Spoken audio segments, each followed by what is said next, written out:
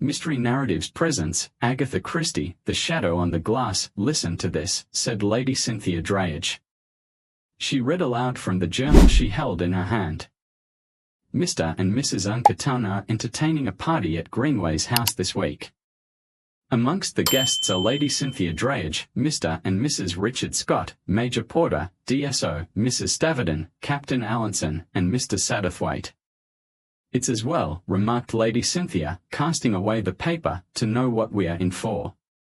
But they have made a mess of things.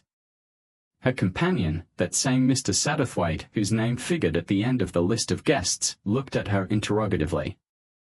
It had been said that if Mr. Satterthwaite were found at the houses of those rich who had newly arrived, it was a sign either that the cooking was unusually good, or that a drama of human life was to be enacted there. Mr. Satterthwaite was abnormally interested in the comedies and tragedies of his fellow men. Lady Cynthia, who was a middle-aged woman with a hard face and a liberal allowance of make-up, tapped him smartly with the newest thing in parasols which lay rakishly across her knee. Don't pretend you don't understand me. You do perfectly. What's more, I believe you are here on purpose to see the fur fly. Mr. Satterthwaite protested vigorously. He didn't know what she was talking about. I'm talking about Richard Scott. Do you pretend you've never heard of him? No, of course not. He's the big game man, isn't he? That's it, great big bears and tigers, etc., as the song says. Of course, he's a great lion himself. Just now the Uncartons would naturally be mad to get hold of him and the bride. A charming child, oh. Quite a charming child, but so naive, only 20, you know, and he must be at least 45. Mrs. Scott seems to be very charming, said Mr. Satterthwaite sedately. Yes, poor child. Why poor child? Lady Cynthia cast him a look of reproach, and went on approaching the point at issue in her own manner. Porter's all right, a dull dog, though another of these African hunters, all sunburnt and silent. Second fiddle to Richard Scott and always has been lifelong friends and all that sort of thing. When I come to think of it, I believe they were together on that trip. Which trip? The trip? The Mrs. Stavenden trip. You'll be saying next you've never heard of Mrs. Stavenden. I have heard of Mrs. Stavenden, said Mr. Satterthwaite, almost with unwillingness. And he and Lady Cynthia exchanged glances. It's so exactly like the Uncartons, wailed the latter, they are absolutely hopeless socially, I mean. The idea of asking those two together. Of course they'd heard that Mrs. Stavenden was a sportswoman and a traveller and all that, and about her book. People like the Uncartons don't even begin to realize what pitfalls there are. I've been running them, myself, for the last year, and what I've gone through nobody knows. One has to be constantly at their elbow. Don't do that. You can't do this. Thank goodness, I'm through with it now. Not that we've quarreled, oh. No, I never quarrel, but somebody else can take on the job. As I've always said, I can put up with vulgarity, but I can't stand meanness. After this somewhat cryptic utterance, Lady Cynthia was silent for a moment, ruminating on the Uncartons' meanness as displayed to herself. If I'd still been running the show for them, she went on presently, I should have said quite firmly and plainly, you can't ask Mrs. Stavenden with the Richard Scotts. She and he were once. She stopped eloquently. But were they once? Asked Mr. Satterthwaite. My dear man. It's well known. That trip into the interior. I'm surprised the woman had the face to accept the invitation. Perhaps she didn't know the others were coming, suggested Mr. Satterthwaite. Perhaps she did. That's far more likely. You think? She's what I call a dangerous woman, the sort of woman who'd stick at nothing. I wouldn't be in Richard Scott's shoes this weekend. And his wife knows nothing, you think? I'm certain of it. But I suppose some kind friend will enlighten her sooner or later. Here's Jimmy Allinson. Such a nice boy. He saved my life in Egypt last winter. I was so bored, you know. Hello, Jimmy, come here at once. Captain Allinson obeyed, dropping down on the turf beside her. He was a handsome young fellow of 30, with white teeth and an infectious smile. "I'm glad somebody wants me," he observed.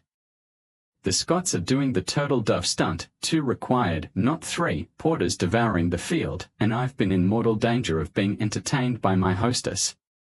He laughed. Lady Cynthia laughed with him. Mr. Satterthwaite, who was in some ways a little old-fashioned, so much so that he seldom made fun of his host and hostess until after he had left their house, remained grave. "Poor Jimmy," said Lady Cynthia, "mine not to reason why, mine but to swiftly fly.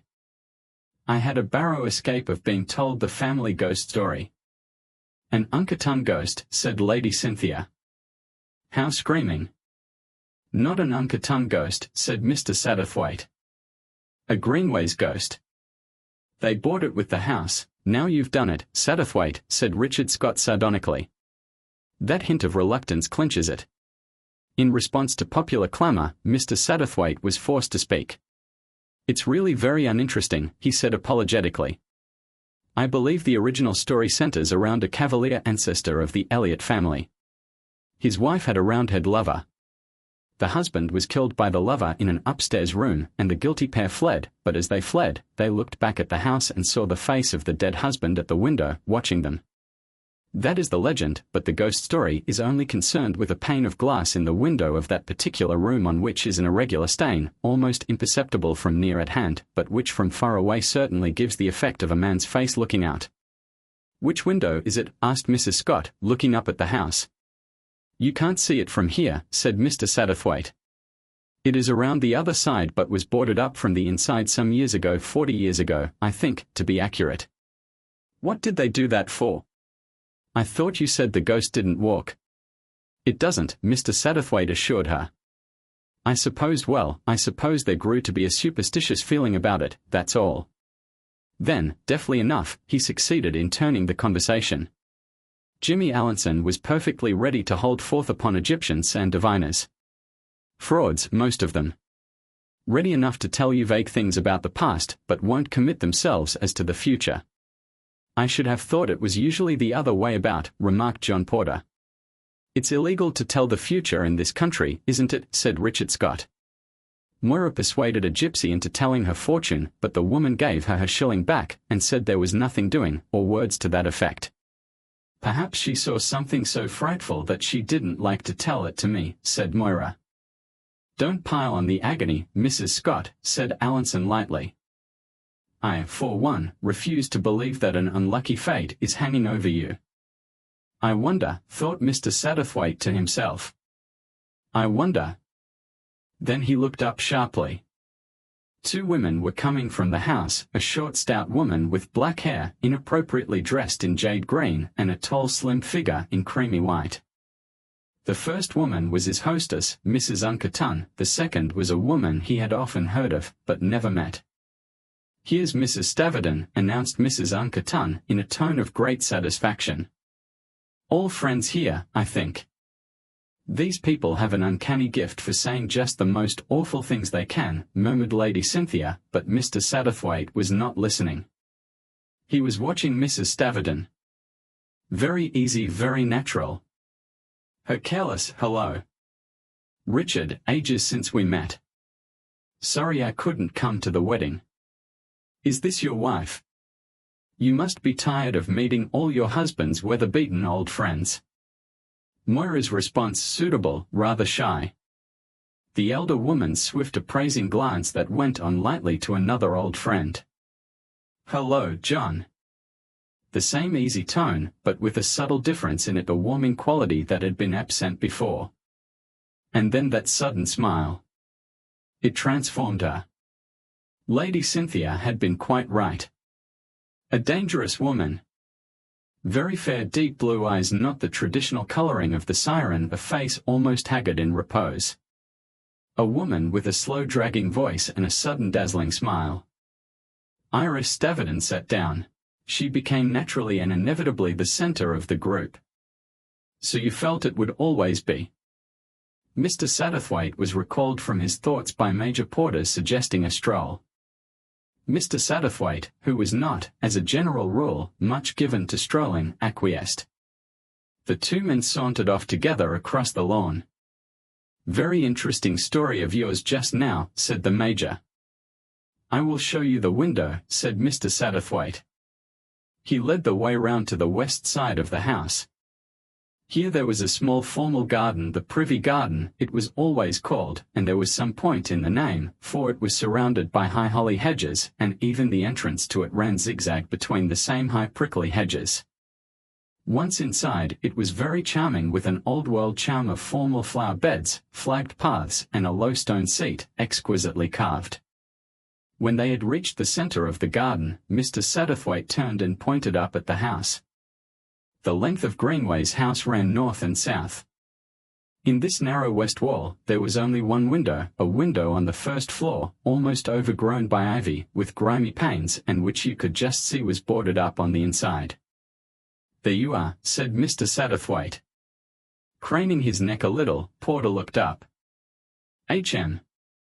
I can see a kind of discoloration on one of the panes, nothing more." "We are too near," said Mr. Satterthwaite. "There's a clearing higher up in the woods where you get a really good view." He led the way out of the Privy Garden, and turning sharply to the left, struck into the woods. A certain enthusiasm of showmanship possessed him, and he hardly noticed that the man at his side was absent and inattentive.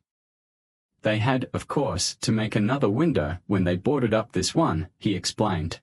"The new one faces south, overlooking the lawn where we were sitting just now. I rather fancy the Scores have the room in question. That is why I didn't want to pursue the subject. Mrs. Scott might have felt nervous if she had realized that she was sleeping in what might be called the haunted room." "Yes. I see," said Porter. Mr. Satterthwaite looked at him sharply, and realized that the other had not heard a word of what he was saying. "Very interesting," said Porter. He slashed with his stick at some tall foxgloves, and, frowning, he said, "She ought not to have come. She ought never to have come." People often spoke after this fashion to Mr. Satterthwaite. He seemed to matter so little, to have so negative a personality. He was merely a glorified listener. "No," said Porter, "she ought never to have come." Mr. Satterthwaite knew instinctively that it was not of Mrs. Scott he spoke. "You think not?" he asked. Porter shook his head as though in foreboding.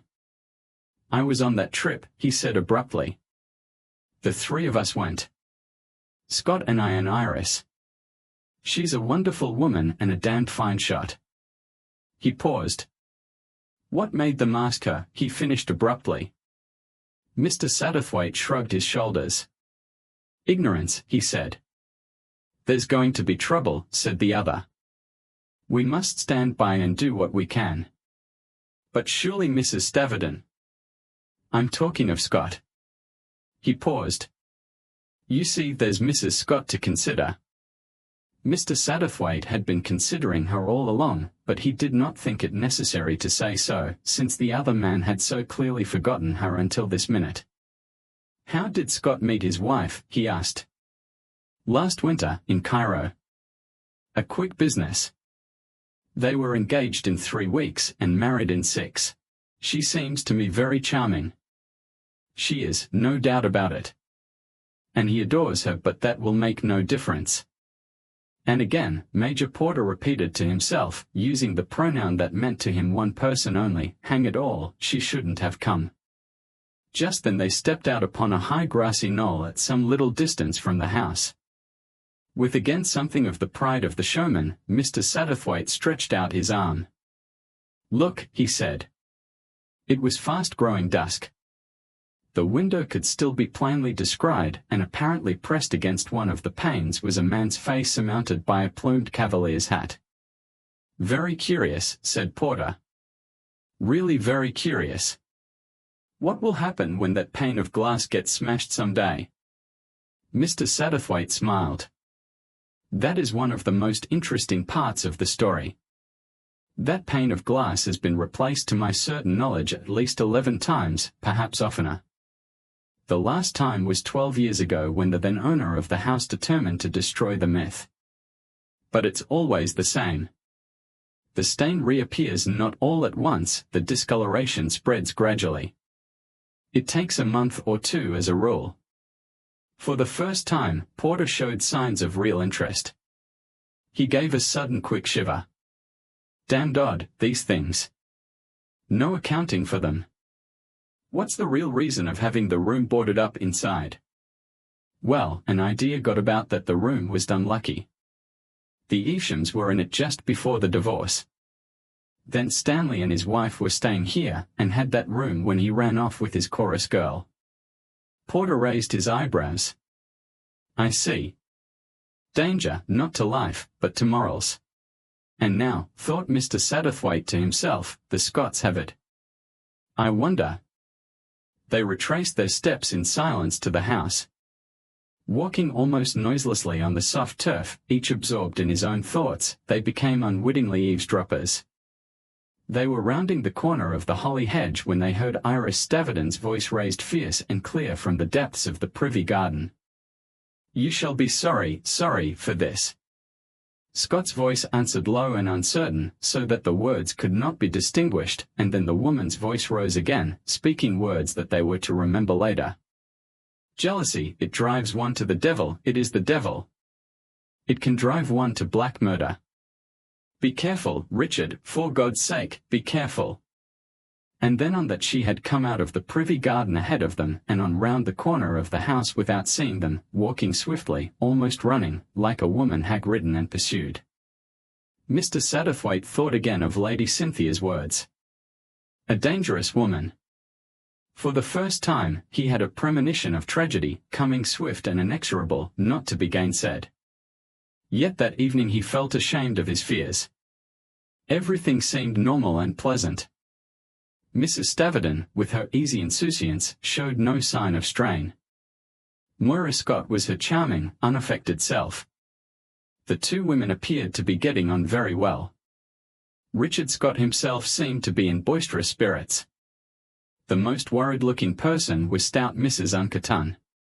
She confided at length in Mr. Satterthwaite. Think it silly or not, as you like, there's something giving me the creeps. And I'll tell you frankly, I've sent for the glazier unbeknown to Ned. The glazier? To put a new pane of glass in that window. It's all very well. Ned's proud of it, says it gives the house a tone. I don't like it. I tell you flat. We'll have a nice plain modern pane of glass, with no nasty stories attached to it. You forget, said Mr. Satterthwaite, or perhaps you don't know. The stain comes back. That's as it may be, said Mrs. Unkerton. All I can say is if it does, it's against nature. Mr. Satterthwaite raised his eyebrows but did not reply. And what if it does, pursued Mrs. Unkerton defiantly. We're not so bankrupt, Ned and I, that we can't afford a new pane of glass every month or every week if need be for the matter of that. Mr. Satterthwaite did not meet the challenge. He had seen too many things crumple and fall before the power of money to believe that even a cavalier ghost could put up a successful fight. Nevertheless, he was interested by Mrs. Unkerton's manifest uneasiness. Even she was not exempt from the tension in the atmosphere, only she attributed it to an attenuated ghost story, not to the clash of personalities amongst her guests. Mr. Satterthwaite was fated to hear yet another scrap of conversation which threw light upon the situation. He was going up the wide staircase to bed. John Porter and Mrs. Staverton were sitting together in an alcove of the big hall. She was speaking with a faint irritation in her golden voice. I hadn't the least idea the Scots were going to be here. I daresay, if I had known, I shouldn't have come, but I can assure you, my dear John, that now I am here, I'm not going to run away. Mr. Satterthwaite passed on up the staircase out of earshot.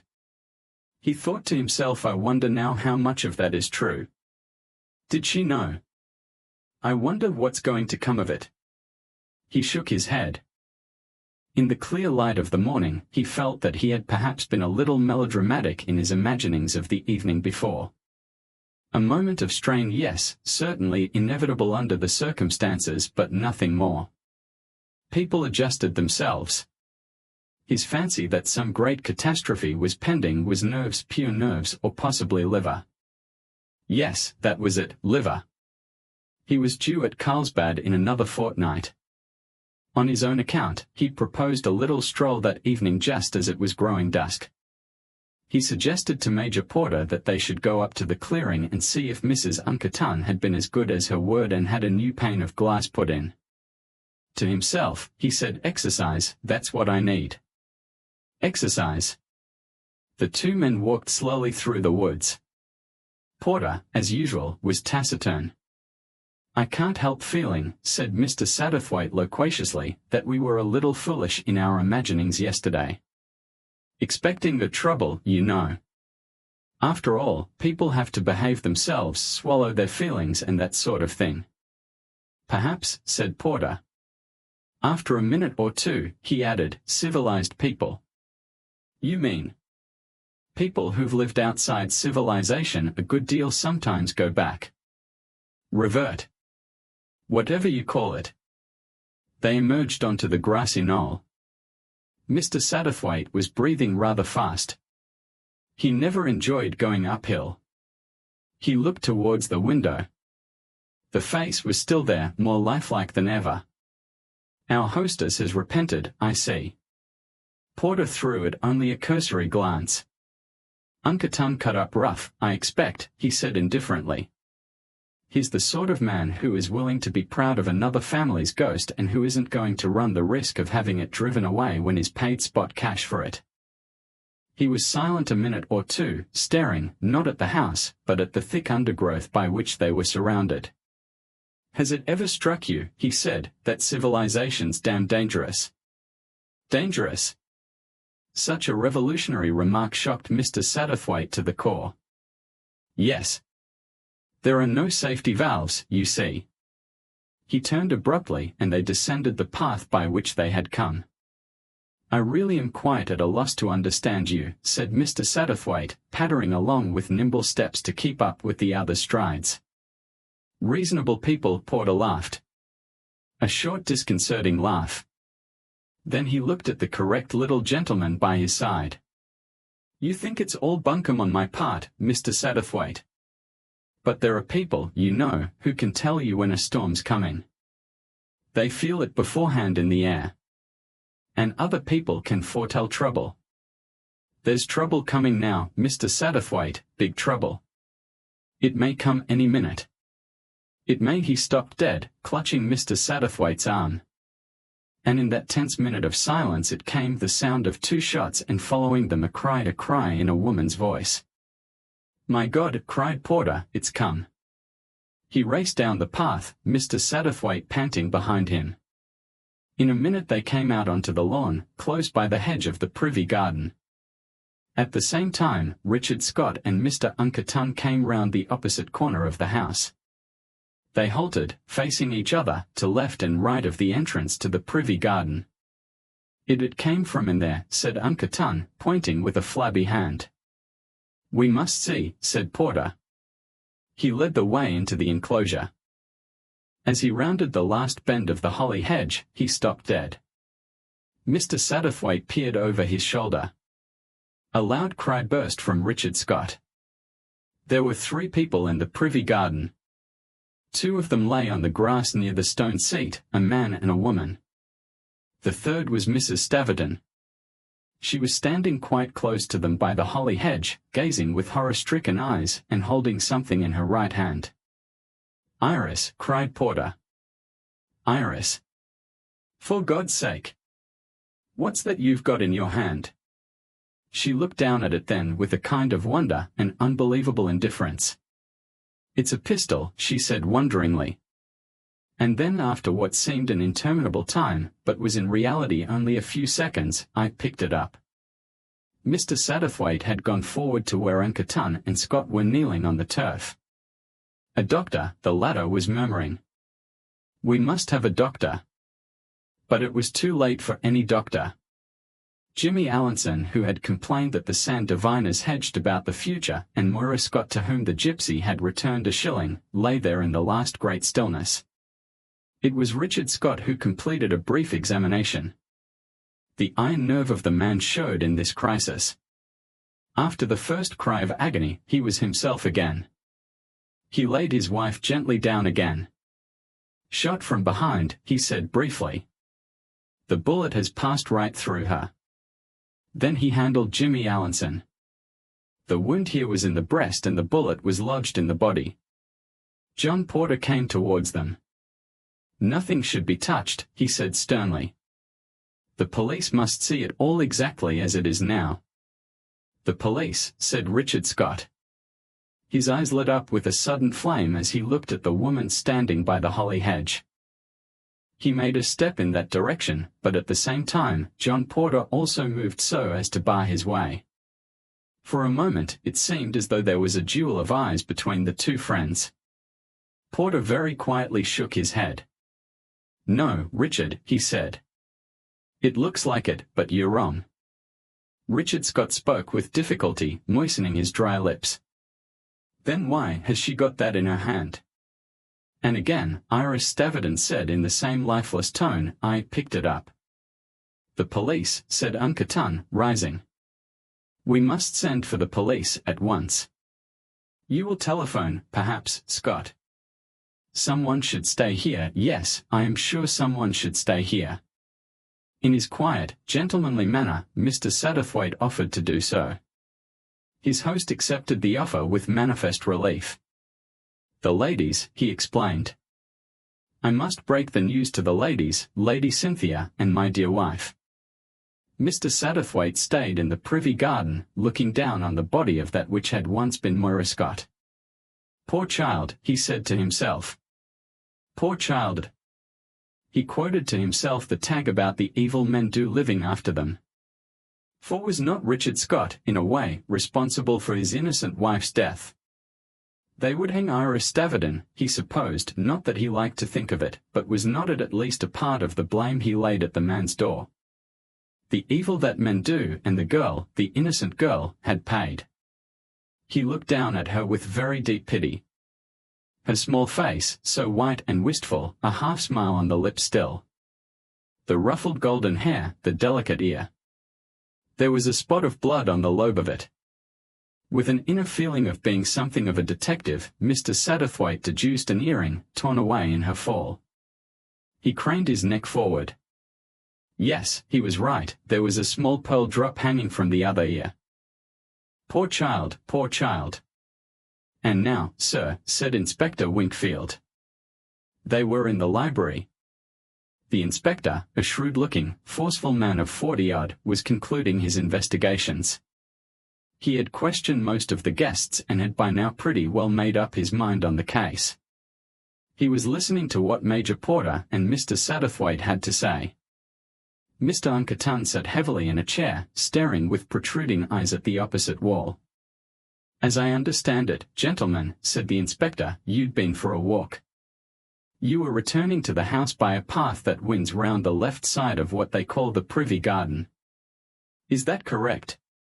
"Quite correct, Inspector."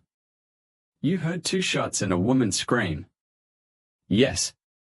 "You then ran as fast as you could, emerged from the woods, and made your way to the entrance of the privy garden. If anybody had left that garden, they could only do so by one entrance. The holly bushes are impassable. If anyone had run out of the garden and turned to the right, he would have been met by Mr. Uncle Tun and Mr. Scott. If he had turned to the left, he could not have done so without being seen by you. Is that right?" "That is so," said Major Porter. His face was very white. "That seems to settle it," said the inspector. Mr. and Mrs. Uncle Tun and Lady Cynthia Drayage were sitting on the lawn. Mr. Scott was in the billiard room, which opens onto that lawn. At 10 minutes past 6, Mrs. Stavridon came out of the house, spoke a word or two to those sitting there, and went round the corner of the house towards the privy garden. 2 minutes later, the shots were heard. Mr. Scott rushed out of the house and together with Mr. Uncle Tun ran to the privy garden. At the same time, you and Mr. Satterthwaite arrived from the opposite direction. Mrs. Stavridon was in the privy garden with a pistol in her hand from which 2 shots had been fired. As I see it, she shot the lady first from behind as she was sitting on the bench. Then Captain Allinson sprang up and went for her, and she shot him in the chest as he came towards her. I understand that there had been a previous attachment between her and Mr. Richard Scott. That's a damned lie, said Porter. His voice rang out hoarse and defiant. The inspector said nothing, merely shook his head. What is her own story? Asked Mr. Satterthwaite. She says that she went into the privy garden to be quiet for a little. Just before she rounded the last hedge, she heard the shots. She came round the corner, saw the pistol lying at her feet, and picked it up. No one passed her, and she saw no one in the garden but the two victims. The inspector gave an eloquent pause. That's what she says, and although I cautioned her, she insisted on making a statement. If she said that, said Major Porter, and his face was still deadly white, she was speaking the truth. I know Iris Staverton. Well, sir, said the inspector, there'll be plenty of time to go into all that later. In the meantime, I've got my duty to do. With an abrupt movement, Porter turned to Mr. Satterthwaite. You? Can't you help? Can't you do something? Mr. Satterthwaite could not help feeling immensely flattered. He had been appealed to, he, most insignificant of men, and by a man like John Porter. He was just about to flutter out a regretful reply when the butler, Thompson, entered, with a card upon a salver which he took to his master with an apologetic cough. Mr. Unkerton was still sitting huddled up in a chair, taking no part in the proceedings. I told the gentleman you would probably not be able to see him, sir, said Thompson. But he insisted that he had an appointment and that it was most urgent. Unkerton took the card. Mr. Harley Quinn, he read. I remember, he was to see me about a picture.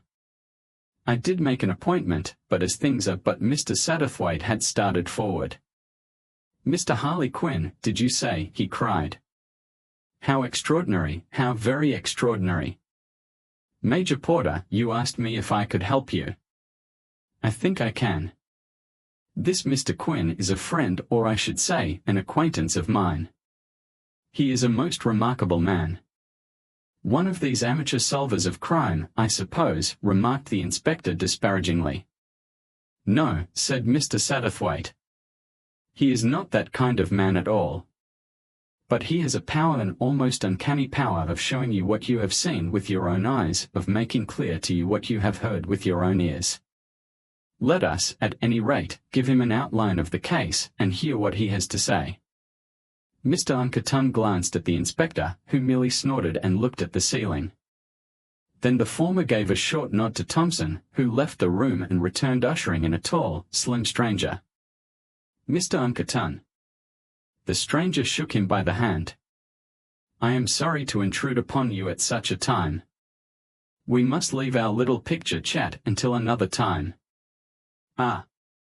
My friend Mr. Satterthwaite. Still as fond of the drama as ever. A faint smile played for a minute round the stranger's lips as he said these last words.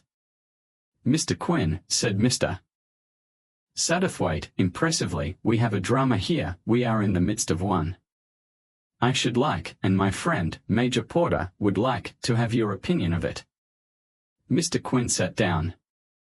The red-shaded lamp threw a broad band of colored light over the checked pattern of his overcoat and left his face in shadow, almost as though he wore a mask. Succinctly, Mr. Satterthwaite recited the main points of the tragedy. Then he paused, breathlessly awaiting the words of the oracle. But Mr. Quinn merely shook his head. A sad story, he said. A very sad and shocking tragedy. The lack of motive makes it very intriguing. Unkerton stared at him. You don't understand, he said. Mrs. Staverton was heard to threaten Richard Scott. She was bitterly jealous of his wife. Jealousy, I agree, said Mr. Quinn. Jealousy or demoniac possession. It's all the same. But you misunderstand me. I was not referring to the murder of Mrs. Scott, but to that of Captain Allinson. You're right, cried Porter, springing forward. There's a flaw there. If Iris had ever contemplated shooting Mrs. Scott, she'd have got her alone somewhere. No, we're on the wrong tack. And I think I see another solution. Only those 3 people went into the privy garden. That is indisputable, and I don't intend to dispute it. But I reconstruct the tragedy differently. Supposing Jimmy Allinson shoots first Mrs. Scott and then himself. That's possible, isn't it? He flings the pistol from him as he falls. Mrs. Staverton finds it lying on the ground and picks it up just as she said. How's that? The inspector shook his head. Won't wash, Major Porter. If Captain Allinson had fired that shot close to his body, the cloth would have been singed. He might have held the pistol at arm's length. Why should he? No sense in it. Besides, there's no motive. Might have gone off his head suddenly, muttered Porter, but without any great conviction. He fell to silence again, suddenly rousing himself to say defiantly, "Well, Mr. Quinn." The latter shook his head. "I'm not a magician. I'm not even a criminologist. But I will tell you one thing: I believe in the value of impressions. In any time of crisis, there is always one moment that stands out from all the others, one picture that remains when all else has faded. Mr. Satterthwaite is, I think, likely to have been the most unprejudiced observer of those present. Will you cast your mind back, Mr. Satterthwaite, and tell us the moment that made the strongest impression on you? Was it when you heard the shots? Was it when you first saw the dead bodies? Was it when you first observed the pistol in Mrs. Staverton's hand?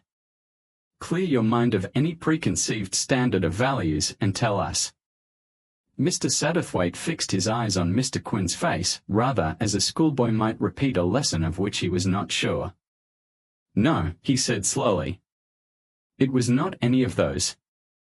The moment that I shall always remember was when I stood alone by the bodies afterwards, looking down on Mrs. Scott. She was lying on her side. Her hair was ruffled. There was a spot of blood on her little ear." And instantly, as he said it, he felt that he had said a terrific, a significant thing. "Blood on her ear." "Yes, I remember," said Uncle Tun slowly. "Her earring must have been torn out when she fell," explained Mr. Satterthwaite. But it sounded a little improbable as he said it. "She was lying on her left side," said Porter. "I suppose it was that ear." "No," said Mr. Satterthwaite quickly. "It was her right ear." The inspector coughed. "I found this in the grass," he vouchsafed. He held up a loop of gold wire. "But, my God, man," cried Porter. "The thing can't have been wrenched to pieces by a mere fall. It's more as though it had been shot away by a bullet."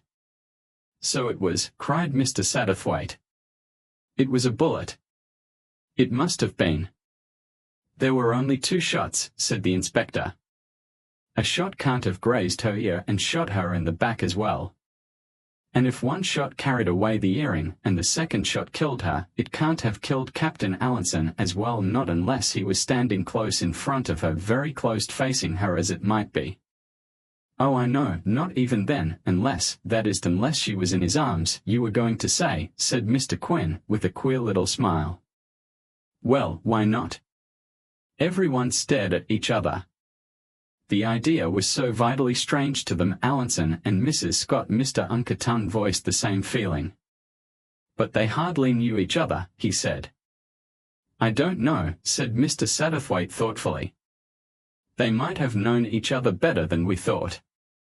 Lady Cynthia said he saved her from being bored in Egypt last winter, and you," he turned to Porter, "you told me that Richard Scott met his wife in Aero last winter. They might have known each other very well indeed out there."